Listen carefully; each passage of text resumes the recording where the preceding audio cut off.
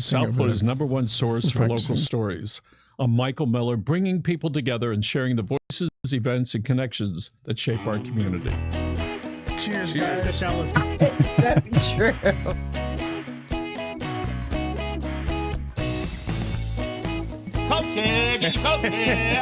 I'm all in to be the Miami-Dade County mayor. That event. Tell everybody about it. What's next? What do we have to do? Thank you for joining us. If you want to know about City of Miami politics, we're going to be talking with Kenny Russell, all right? Ken to his friends, all right? Who's running for the City of Miami mayorship, all right? So tell us about it. We got a very short period of time before people can start voting. It's not actually Kenneth. It's just Ken. People don't know that. It's Japanese. It means health. Is that right? Something I'm lacking in these days, running for office. It's exhausting. I did notice a couple of gray hairs They're up coming. there. Thank you for mentioning that. I appreciate You're it. welcome. And first, I want to introduce our producer for the show, Enzoni. There we go. That's Enzoni over there, Miami-Dade graduate, drives from Homestead to come all the way up here. And when he gets done with work here, he drives back to Homestead, picks up his 13-year-old brother, takes him out to Southwest 8th Street, right, which is way north compared to where he is. And then when he's done, he takes the kid back. So congratulations on Shame helping the county didn't do rail all the way down there, huh? Yeah, maybe one day in our lifetime. Yeah. Let's talk about City Miami politics. The first thing I want to talk about is the recycling program that City of Miami has or doesn't have, and the waste-to-energy plants that the counties used to have, but they don't have anymore, and how that ties into the I just City saw of Miami. all your viewers change the channel. Like that was just really exciting, riveting start. Thank you. You're welcome. So yes, how we handle our waste, because everybody has it, is really important. And that's a big difference between my competitor, Eileen Higgins, and myself. She really wants to burn all of our garbage, and I will not. I will take on the same model that Austin handles, the same amount of waste that we have. They don't burn garbage and create CO2 and harm our environment. It's called a zero waste strategy of proper recycling, composting, diverting, and then smaller, cleaner landfills.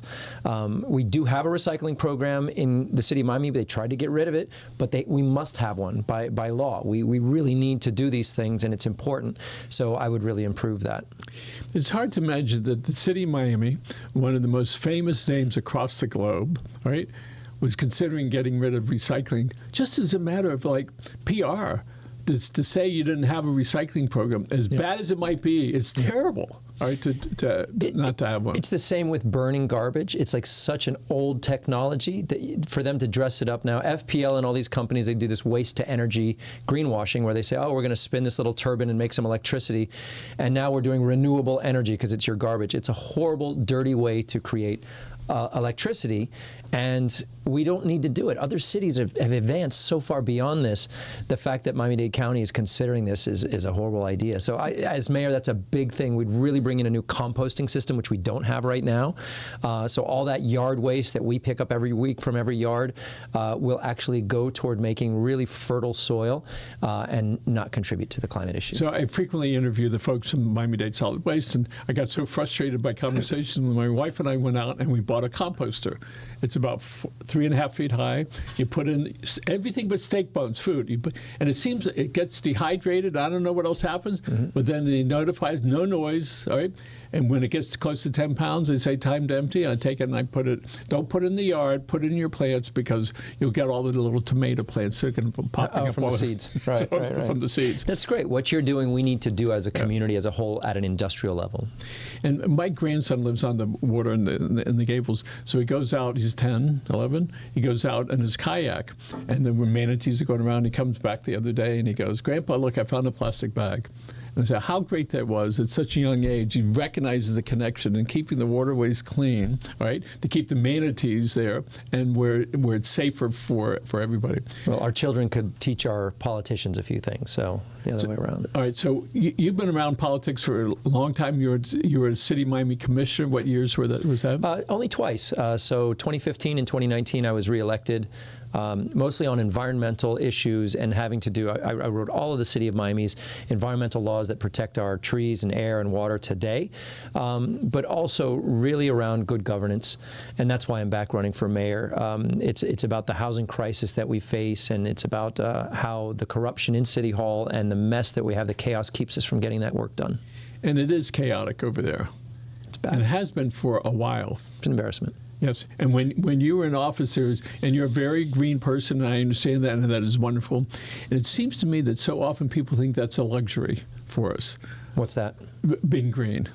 Oh no, you'll never get it back. That moment of freshness, I'll say, when you're seeing things with outsiders' eyes before you become jaded or part of the system, is it's a difficult thing to remember and capture, but it's important. And while I was there, I was a legislator trying to get these ordinances passed with a very small commission, only 5 commissioners. So you need to figure out your chess, your poker, your checkers, whatever it is. That's not why I'm back, though. So they're a little surprised to see a different me that's back, not as maybe diplomatic, because I'm back for reform. So here we are, 2025. What do your constituents want and need in the city of Miami? In the Big 2-5, it is all about housing and corruption. I knock doors 3 hours every day for the last 6 months. I've walked over 62 miles so far, just knocking doors, well over 1,000 doors that I've touched so far personally, and nobody asks me, hey, what's your party? Everyone asks me, what are you going to do about the rent, the mortgage, the insurance, the taxes? Everybody is struggling. And so what do you tell them? That there's absolute solutions, but we got to get rid of the corruption that's in City Hall that keeps us from solving it. When I was there for 8 years, I saw all the different levers that need to be pulled for a municipality to create true affordable housing. Not this stuff that the county does where they say, oh, I've created 4,000 units, and they're at $4,000 a month. Because that's within the affordable housing range. If you think of workforce housing for a family of 4, that's at 140% of AMI, the area median income, $4,000 a month. That's not creating affordable housing. You got to help people stay in their homes that already have a home, and then you got to create the true housing that residents need that they can afford. If I read right, Alonzo Mourning just put up a bunch of money and looks like he's going to provide, and the team, real affordable housing. Versus this term, it's affordable, and you're saying that it's really not. It's just some legalese rather than what can people really pay. It's a cop-out, and it's amazing to see our leaders from the sports industry recognizing that they have a voice and an ability to help lead that charge and that call to action. Udonis Haslem and I together created the first affordable housing project in Wynwood, and we're now working on a project where we're calling 1,000 Homes for Miami.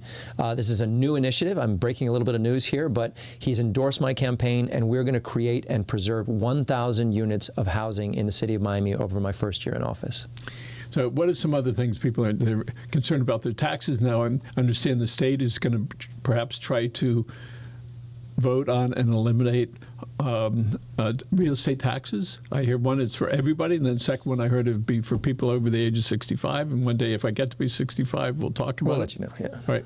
So the question is, if that happens, what does that mean for the cities? It would be an implosion of the entire city budget. It wouldn't exist anymore as we know it.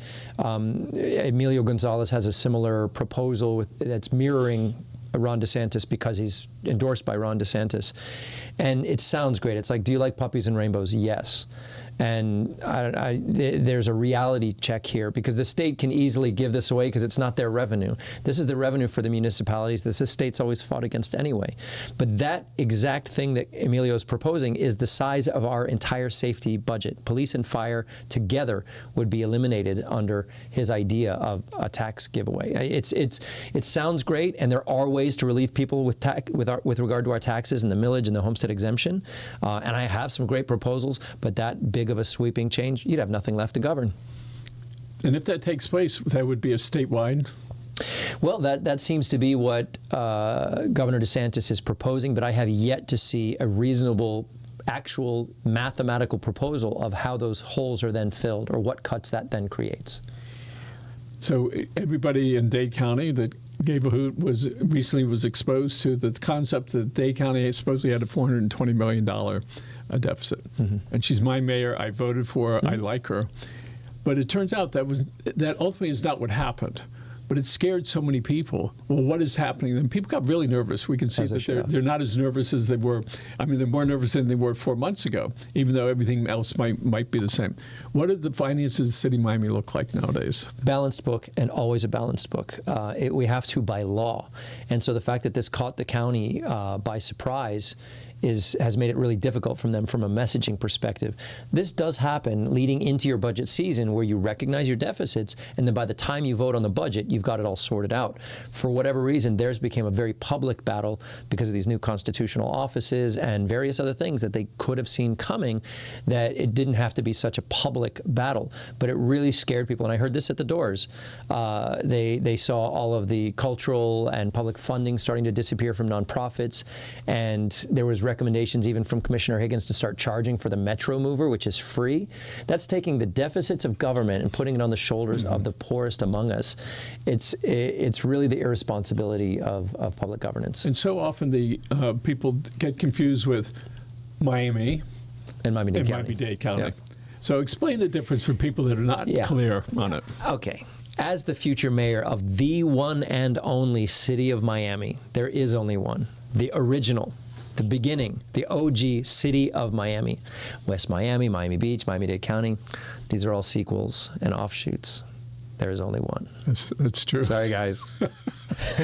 So city of Miami has its own government as well as the 34 other cities that Correct. are around. And then you have Miami-Dade County, which has all the unincorporated areas where You remember when Dade was just Dade, right? Yes. Oh, when yeah. did they add Miami, and why did they add Miami? I know, they confused us so much. Thank you, Mayor Alex Pinellas, for changing that around. It's a branding jealousy. That's what it was. So 20 years later, it's like, I just want to put Dade. No, put in Miami-Dade, make capital M, capital D, get that thing right. So if you're elected, all right? When you get elected, what do you want to get done in your first couple of months? Well, so this is that honeymoon phase where you can get very complacent and comfortable. That can't happen. Day one, we need massive, transformational, disruptive reform. And that means a new city manager and a shakeup of the departments as well. A lot of what goes wrong in the city of Miami has to do with the bureaucracy around simple things. A restaurant owner getting a build-out permit and just having to, pay rent for a year before they can even open. These sorts of things have to stop. We must support our residents and our local businesses to their success. The current mayor has been a cheerleader for bringing new money into the city. Someone has to shepherd that money so that our residents benefit from it and don't see their taxes increase, their services go down, and all these things. So massive disruption in the bureaucracy of the city, and then introduction of major charter reforms that will change how the city operates for the future from a governance perspective. And let's talk about term limits. Where are we at with that right now? It's on the ballot with me. So as you vote for Ken Russell, you can also vote for lifetime term limits, which is a good thing. They're not perfect, but it's what was able to get through the commission.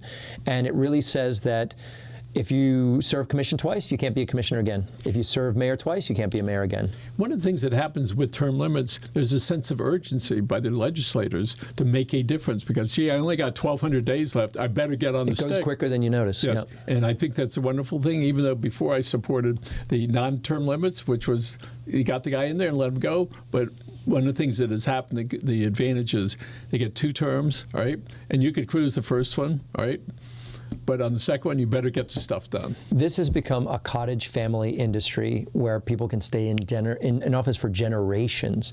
And that's that lack of proper term limiting that gives such power to incumbency. There's other reforms that I won't bore your audience with that'll also help eliminate the dynasties and welcome fresh blood. Most people don't run for office because they think, I would never be able to get in there because it's owned by that establishment, and it's not true. I mean, I proved it as somebody with no name recognition or money, knocking doors and beating the power.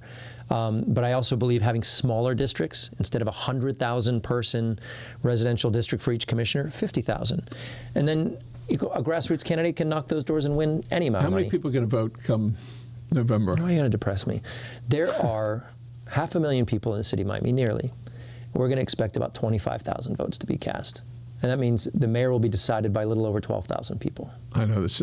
So it's 12,000 out of how many people? Well, that's the win number. Yes. So the turnout will probably be about 25,000 out of 500,000 people. It's incredible.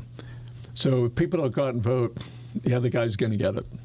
And it's such a small. I know in county commission, in the primary, one commissioner in West County years ago got 2,000 votes, and in the runoff he got 3,000. So an average of 2,500, and he became the chairman of the board of Miami-Dade County. And at that point, it was probably 2.25 million people that were floating around. It's important for people to vote. What are people going to get in their mailboxes pretty soon? So already started. As of yesterday, I was knocking doors and someone had already voted. Your absentee ballot or your mail-in ballot, vote-by-mail ballot, is arriving now. They started going out this week. If you haven't gotten it by next week, that should signal alarm for you. You can go to registertovoteflorida.gov and check out your registration to make sure. And if you're not going to receive it, I wouldn't even gamble at this point for trying to enroll at this point. I would make a plan to vote early over the 2-week period leading up to November 4th or on the day at your precinct. So people get something in the mail, if they got them, my suggestion is vote as soon as you get it, all right? Because some stuff happens, life happens, it gets in the way. Some people are not, they're concerned that somebody's going to steal it from the post office. If somebody's like that and they have that mindset, where can they take that so that they feel confident that it's My wife used to done? leave hers on the front console by the door, and she knew I was running for office, and it had been weeks. I'm like, is this some kind of flex? Like she's either undecided or maybe she's not going to vote. I don't know. You can mail it back in right from your own mailbox. You can take it to the post office directly. You can take it directly yourself to the supervisor of elections office, or you can carry it with you when you go to vote on the day and kind of use it as I don't want to use the word cheat sheet in elections, but I like to do that. I request my vote by mail, but I vote in person, and that way I get to study all the ballot measures really carefully and look them up. It is. I've voted both ways. It still thrills me to go in and pass everybody with their signs and go. It's something. Yeah, and if people haven't enjoyed it in a while, go do that, and you'll see some of the enthusiasm. And sadly, or for better or worse, if you are voting in a municipal city of Miami election, you're going to be in and out of there in 5 minutes because the lines are not long as they probably should be. Mayor and commissioners are going to be yes, between 10 and 12,000 people, and each of those are going to elect officers. Yes, and they will change the city of Miami. Everything you know about how you're taxed, how your garbage is picked up, how your parks are handled, how noise is handled, how construction's handled, how the police and fire are handled, please vote. You really, really, really need to get involved and vote. Years ago, I was having lunch with my son-in-law. He says, there's this guy that's run, his name is Ken Russell. He's over there someplace. And I remember him pointing out. So I started seeing you on whether it was on Facebook or YouTube or TikTok. You were walking along in the parks, I think you were filming the bay, right? That was probably your first go-around. That's how I met you, if you will. And I thought that was really good. You were way far ahead of being able to communicate with people on this whole nother level. I also watch you on TikTok, Fix Your Cars. Tell us about the last two cars. You're on TikTok, Michael? Yes, I know it's hard. Well, I watch, right? You've heard about it. I saw that once. No, if I had nothing else to do, I would restore old cars. It's very therapeutic for me. I love it. I love working. I've learned to weld. I've learned to paint. I've learned engine work, the whole thing. But I haven't had much time for that recently. And a couple 6 months ago, a year ago, you built a car. What car was that? It was a 65 Volvo, and it was my dream car, and I really loved it. So I had a good time with that, and sold it. Now I'm on to the next one. So it's just sitting in the garage gathering dust at this point. So maybe right before your next commission meetings come November and December, you'll work on the car for a couple hours. I don't want to see the grease when you're up there. Right. A man who works with his hands. Okay. And so in case people don't know, you used to be a yo-yo aficionado. Yep. I think it says something about your ability to coordinate your mind with Thank your body. you for reminding the voters about that. Yeah. Okay. Ken Russell yo-yo, all right? It's important. Why? Because if you see how agile this guy used to be, all right, and being able to go out and do that stuff. You traveled 55 countries, I did. right? Your father, a patent on certain types of yo-yos? So this is people may have heard of this old vaudevillian shtick of the yo-yo player that would visit schools. My dad had a yo-yo factory in Cuba in the 1950s, and for 10 years he went there teaching all the kids of Cuba how to play yo-yo, and he sold yo-yos, and he worked with Coca-Cola. And then Castro came, took his money, took his car, kicked him out of the country, and kept all his yo-yos. So most people that don't know think a yo-yo is just this. That's like very elementary, but you were able to do tricks with that. Yeah, sure. There's I'm kind of an old school wooden axle yo-yo guy, but it's all ball bearings these days. Yeah. Okay. Next, let's talk about the Miami Sea Aquarium over there. All right, down the street. All right. So it looks like the Sea Aquarium is going to close on Sunday. This coming up Sunday. Refresh my memory what it's going to wind up being. It's a shame. How many animals have died there under the watch of this new dolphin company that took over the lease? I really believe when that lease was up at the last point is when the county commissioners should have really looked at a better solution than just handing it over to another company that displays, sea mammals for recreation. I think we're past that. And when Jungle Island on Watson Island was up for some zoning issues, this is several years ago, I made sure that all of the orangutans found a new home. It cost them over $1 million to find a sanctuary and relocate them happily, that they can live and be in the bamboo with other orangutans. So they paid this sanctuary over $1 million to take them.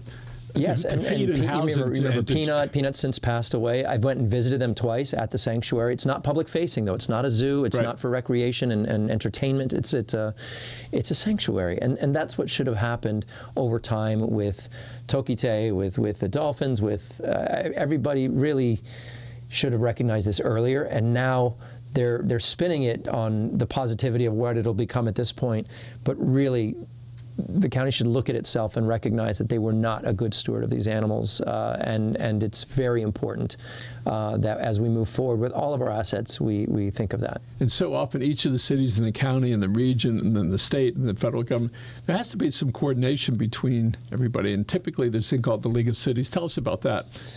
Sure. Well, the League of Cities, I was a board member there as one of the large cities involved, and their goal actually is to push back on state overreach. That's the cities of Florida banding together to fight for home rule, and that's very, very important. Explain to people what that is. Well, that's where a city that has its own charter can determine its own future, and it may be different. The urban rules we have in an urban core like downtown Miami are very different than what might be needed in Ocala, for example, in terms of zoning, in terms of safety, and traffic, you name it. But the state wants to paint with a broad brush what they believe, like we're children in each city and can't govern our own municipalities. People choose the city they want to live in based on the flavor of that city and often the governance of that city. And it's very important to honor that. All within the Constitution of the state. A city can't go on rogue and break the laws of the state. But honestly, cities should continue to fight for that autonomy. It's very important for our local residents. I'm glad you brought up about people decide to move in a certain area. For instance, even within the city of Miami, there are many neighborhoods. But let's talk about the neighborhood, the greater downtown area. I don't hear too many people down there complaining about traffic because that's where they want to live. If they wanted to live where there's no traffic, they can move somewhere else. But what does the next 5 to 10 years look like for downtown Miami? There is going to continue to be development. People think it's completely built out. It's not. So we need to make sure the urbanist concepts that allow a city to not feel overdeveloped continue with that development. We have impact fees that need to be spent on parks and transit and safety, of course. But really, if the government does its job, you won't feel the impact as much as if they were being irresponsible. And that comes to homelessness, transportation, walkability, events and livelihood activation, all these things. As money comes into Miami, because let's be honest, you're not going to stop it, the local residents should benefit and not suffer. Let's talk about Ultra. Is that the name of the festival? Yes. When it first started, people were like, it's downtown, they were hysterical. They didn't like it. It was all night, all day, whatever it was. And then a couple of years ago, I went over to Key Biscayne, and it looked like it was in the 60s, and it was Woodstock just spread out on US 1 over to, was it the Marine Stadium? It was near the Marine Stadium, yes. And so now, the last year or two, it seems like it just fit in. How did that happen? It was back on a settlement because they thought they had the votes to override the quality of life of the downtown residents, and they didn't. And I was part of that, making sure that the residents' voice was at the table. I didn't want to ruin the festival. Honestly, it's a big driver of the energy of downtown and the business of downtown, hotels especially, hospitality especially. But they weren't listening that many years ago in terms of quality of life issues, the build-in, the build-out, the wear and tear on the park, the hours, the noise, the light, all of that. They finally, after seeing that they can't survive on Key Biscayne, they don't want to be in Homestead. If they're going to be in downtown, they're going to play by the rules of the city, and it has all worked out. Yeah, that's wonderful. So I'm a family member that lives right on Biscayne Boulevard. Straight, you can see the ships coming in, which is magnificent. And to watch those ships turn around in that little basin at the end, it takes about 30 minutes. Yeah. So I just sit up there on the way up. And I look, and how do they do that? Side thrusters. I know, it's unbelievable. And at night, I look at it's like being at the youth fair on mescaline, all right, where the lights are going completely crazy. But I can't get over the new road. I forget which one it is with the arches on there. Magnificent. It looks like it's going to be a couple more years. Tell us how that's going to function. When 395, the large. It's a new McDonald's actually. Their arches are going in first, and then the restaurant's going to be. And down I below. understand if you need to use the restroom, there's one up top. It's such a fiasco, Michael. It actually is. It's $1 billion at this point. It's over date, over budget. And the whole reason for it being the span form, it's not going over water. It's to elevate it so light gets in and we could have a park underneath. What happened to the park? Well, the federal government defunded it over $60 million, and the city didn't have that money allocated yet. The city let it go. By the time the Trump administration came in and said, oh, I'm sorry, this park helps black people, let's cancel that. I'm sorry, he said, if it has the word equity in it, I'm deallocating the funds. The city of Miami could have already line itemed and received those funds in a way that they could not have been taken back. That was sort of the trade-off in a sense to try to get people to buy and listen. If you're in the neighborhood, in the area there, we're going to have, it's like, how many acres was that? 38. Almost 40 acres. That's a big place. Yeah, for a linear park, it's very nice. And the way it would connect Overtown to the water is actually part of our entire linear park network, because that goes from Overtown. Let's say a kid on his bike in Overtown could ride to the water, ride the Baywalk all the way down to the Miami River, ride the Underline all the way to Dadeland Mall if he wanted to. Imagine that, without needing a car or an Uber, and being completely safe in surrounded by greenery. So this, how long is the Underline altogether? 10 miles. The Underline's 10 miles, starting from, where does it start? Right at the Miami River in Brickell, all the way down to Dadeland Station. So my father used to be a runner. And he used to, 40 years ago, he would run underneath the Metro Rail. I said, are you crazy? All right, who knew that one day that would work? And we see the work that's being done. It's really amazing. It's going to be beautiful. And the one in Overtown that connects Overtown, Omni, and the waterfront was really going through a blighted area that would see massive investment in gentrification. So that area also had to really make sure that if we're investing in this area, that it doesn't push out the residents who are there now, right? You're trying to do something good for an area that deserves it, and you end up then displacing and gentrifying them anyway. So these projects have to be really well thought out, and I really enjoyed doing that when I was in office. So I'm excited to get back into it. So let's talk about that 38 acres that's there. What's going to happen to that property? It'll still be there. So in the original $1 billion, or it was supposed to be $800 million, that FDOT allocated for this is actually the first time in a roadway project that they were investing in a green space underneath it. And they have to deliver that base level vanilla green space in their budget. So that $60 million was above and beyond to really make it a world-class Central Park of Miami. Activation and elements and amenities and, things that people would really use, and not just something you see under a highway. It's an old saying, even New York has Central Park. And it's a perfect example when you look at Central Park from overhead and you go, look at this, all this big huge rectangle that's up there, and you got these massive things that are going on, and you have this little quiet space right in the middle of that. So, okay, so tell us about our police department, how people think about the police. Tell us a little bit more about Coconut Grove. Sure. Our police department is it's a big chunk of our city budget. Life safety is over 50% of our city budget, and it's very, very important. They can always use more support in terms, they don't do very much traffic control, you'll notice. Block the box, red light, speeding. It's mostly crime related, making sure that we're safe in our cities, and that's very good and very important too. What they should not be involved is in federal immigration enforcement. A City of Miami municipal police officer is there for everyone, whether you're a tourist, whether you have papers, whether you don't have papers. Call 911, feel safe. And that's shifting now that the current commission and mayor advocated and signed on with the federal government under the guise that they needed to. South Miami has proven that you didn't need to. This was something they wanted to do, and I have a feeling. South Miami. Thank you, Mayor. By the way, thank you for doing that. Incredibly courageous move. At the risk of being removed from office, Javi Fernandez and his council said, "We want a judge to tell us. We're the only city in the country that's willing to stand up and say, hold on, federal government. I don't think you can bully us around and force us to do this if we don't want to. And one, we don't think we should, but two, we don't think you can make us." And they were absolutely right. Amazing. And I suspect that he probably had the inclination after he probably looked it up or spoke to his people. As should any basic attorney or civil servant. People seem to have wanted to do this. And it was a relatively short period of time. It seems to be less than 6 months from the time they brought it up until the judge ruled on it. It felt like forever for me. I mean, because the City of Miami made their decision during this period. Instead of, we said, well, why don't you wait? I went to City Hall and said, why don't you wait and see what happens with the South Miami case? But they wanted to do this, and it's a shame. In the largest city in the country, where more than half our residents were born in another country, an immigrant city of the greatest example in the country, and our mayor folds to the federal government because they're chasing immigrants. Well, one of the things that the current mayor did, Francis Suarez, he was able to bring in lots of big business and to open the door. And I think he had a big sign out wherever it was, what can we do, or whatever it happened to be. I forget. It was a really good marketing campaign. My hat's off to him for whatever he did.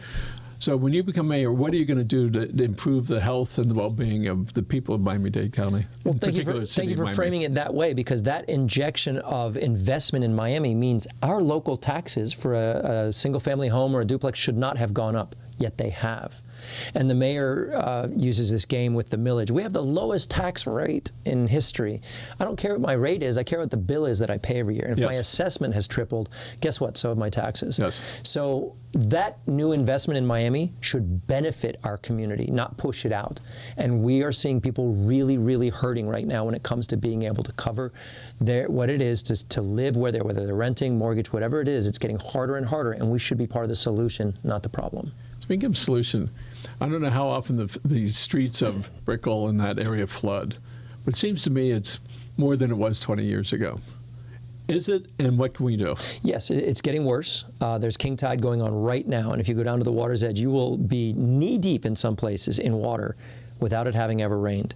And that did not happen. You're talking about in the streets? Yes, in the streets right now, this week. If you go on social media and look up king tide, you will see the most amazing videos of it not raining and people could swim in the streets. And that is because water's coming up through the stormwater system at a high tide and pushing up through the... So while I was there, we implemented over 100 one-way tidal valves, which are meant to keep that from happening, but we need more. And then, you know, pumps and these sorts of things, they're all very important as well. But we need to recognize there's a greater cause of this that we cannot be a part of. We can't be burning garbage. We can't be just thinking that the universe will last forever for us. It won't if we don't take care of it. Okay. So we have the water goes back up through the drains and comes out through there. So the stuff that went into the drain, the stuff we were trying to get rid of, is now walking around. It's polluting the bay and our streets, So do you have septic tanks down there in that area? No, fortunately, our storm system and our storm sewer and our sanitary sewer are two different systems. Yes. Okay. So next thing is, let's talk about not-for-profits who need some assistance now, and put aside the not-for-profits. We have people that are out on the streets that are suffering. All right. They have people with mental health issues, whether it's schizophrenic or just crazy for the moment. Yeah. All right. What can the city do to help direct people to some assistance? As having been the commissioner of downtown for 2 terms, there was obviously a lot of pressure from voters and residents and businesses to solve the homelessness issue. But it was very important to me that everyone recognizes these are people first and homeless second, and that any one of us, through a medical emergency or otherwise, can miss a payment enough to be homeless ourselves. And so we need to start at this with compassion, and then from there, absolute driven logistic and financial solutions that create a pipeline so that if someone's on the street, there's a shelter for them to go to. If someone's in shelter, there's services they need to get back on the rung of the ladder. And then from shelter, there is extremely low-income housing for them to get their first key again. We have a bottleneck right there. So we have 4,000 in shelter, less than 1,000 in the street, but we can't keep the system flowing unless we create that housing. So we know there, and we've interviewed a lot of those folks. There's a place, if somebody is unsheltered, that's a term that I feel a little bit more comfortable with. If they're unsheltered and they want help, they just need somebody to open that door and take them to that first place so they can find out all that stuff that works in there. Yes. They're all over the place. They can call 311 or get somebody to assist them. Not too long ago, I was at a stoplight, and one of the guys came to ask for money. And so stoplights are a minute and a half. And so I'm imagining what I'm going to do. Mm-hmm. Are you going to give him any money? Reach in your pocket. Give him whatever bill is in there. I don't know how many bills. Well, then, and I'm on internal conversation, then give him the coins. Oh, I don't want to touch him. What if he's going to hurt me? What about, I went through this whole scene about struggling whether to help this person. And then the light turned green, and I said, oh, on to my next lesson. And so I wrote about that experience for me, and I think for all of us, we really need to look at, when we have things like that, what you're going to do to help somebody. Another scene not too long ago, 103rd Street and Palmetto Expressway, I was turning left to go west, and there's a 5-year-old kid on the ground, and the parents there. The kid was 6 feet from my front left tire. I gave him some money. Somebody said, "Why did you do that?" I said, "Because their baby was sitting right there." And so when I was speaking to one of these leaders in one of these organizations, he said, "You should have called the police." He said, "So you can get help for this boy." But in that moment, and it could have all been an act. I don't care. But it was this little kid. And the question is, what should we do? When I asked one of the leaders, he says, "Well," I said, "What do you do?" He said, "Well, sometimes I give them the money, but it's really not the right thing to do." I said, "But we have to be tough to figure out how we can help somebody and try to get them to a place." And a couple of years ago, Grant went downtown underneath the bridges to give away shoes. He came back. He was in pieces. He was beside himself to see what is really going on. It'll move you. Yes. And most people are not aware of it. They see it on TV or they see the one guy with a shopping cart walking down the street. That's the beginning of their nightmares. And a lot of those folks, they have a lot of issues. So big point is that people need to be compassionate and they need to know they can call City Hall or call 311. Well, you need to elect people who are going to solve that situation with efficiency and safety in mind, but also compassion. One of my competitors, Emilio Gonzalez, very nice guy, but he's much more of the idea that we can militarize our police to handle our homeless issues. He was celebrating the repeal of the Pottinger Agreement, which was a settlement that the city had for violating the civil rights of the homeless. And just because that agreement isn't in place doesn't mean we should start violating anyone's civil rights at this point. We can address homelessness without violating people's rights. So years ago, 20, 30, maybe farther back, there was this guy every night. He would come to the building, sleep outside the building. His name was Lee Green. Fine. Just in the morning, you got to move away. Okay.